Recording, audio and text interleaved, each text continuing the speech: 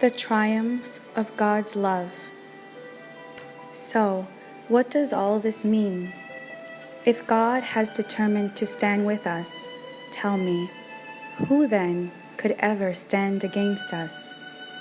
For God has proved his love by giving us his greatest treasure, the gift of his Son.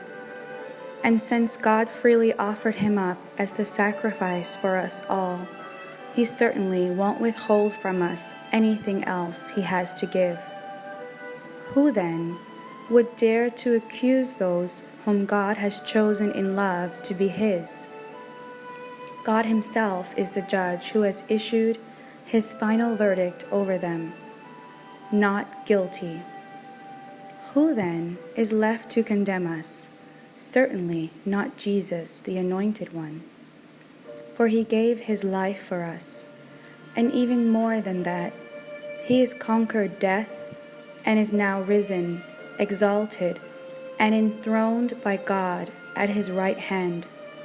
So how could he possibly condemn us, since he is continually praying for our triumph? Who could ever separate us from the endless love of God's Anointed One? Absolutely no one. For nothing in the universe has the power to diminish his love toward us. Troubles, pressures, and problems are unable to come between us and heaven's love. What about persecutions, deprivations, dangers, and death threats? No, for they are all impotent to hinder omnipotent love, even though it is written, "All day long we face death threats for your sake, God. We are considered to be nothing more than sheep to be slaughtered. Yet even in the midst of all these things, we triumph over them all, for God has made us to be more than conquerors, and his demonstrated love is our glorious victory over everything.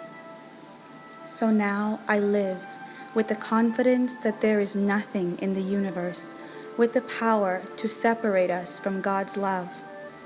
I'm convinced that his love will triumph over death, life's troubles, fallen angels, or dark rulers in the heavens.